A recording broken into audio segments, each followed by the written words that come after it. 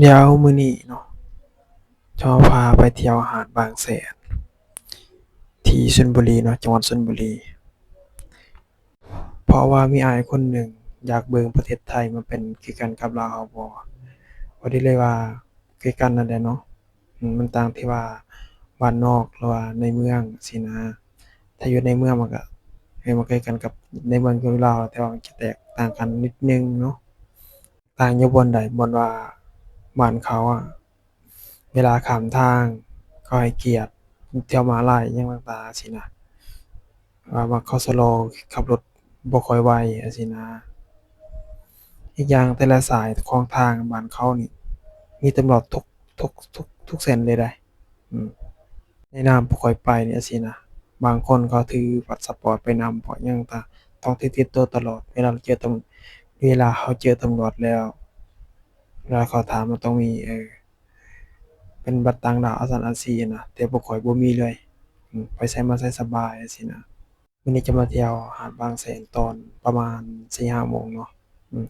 ถ้าดึกๆกว่านี้ลมนี่โอ้โคตรแรงเลยยิ่งดึกถ้าว่าน้ำยิ่งขึ้นนี่นะทะเลน้ำขึ้นนี่นะมันก็ลมยิ่งแรงจั่งซี้นะถ้าอยากเบิ่งบ่อนใดฝากคอมเมนต์หน่อยเด้อว่าบรรยากาศที่บางแสนเป็นจั่งใดน่าเที่ยวบ่จริงๆอยู่4-5เดือนอยู่นี่นะบ่ทันไปทั่วเลยได้อืม แต่มื้อนี้พากันไปเที่ยวพักเวียกแหน่พาไปเลาะเปิดหูเปิดตาไปเบิ่งบ้านเขาเมืองเขาบรรยากาศบ้านเขาเมืองเขาเป็นแนวใดแต่บรรยากาศโคตรงามเลยทุกคนฝากติดตามหน่อยเด้อฝากแชร์ให้แหน่อาจเว้าถูกแหน่บ่ถูกแหน่เนาะ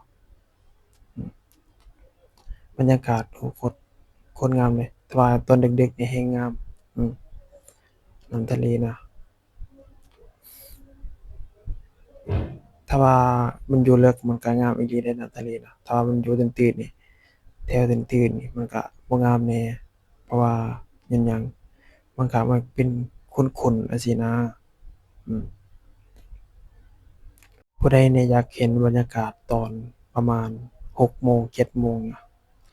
อากาศโคตรดีเลยแล้วก็งามพร้อม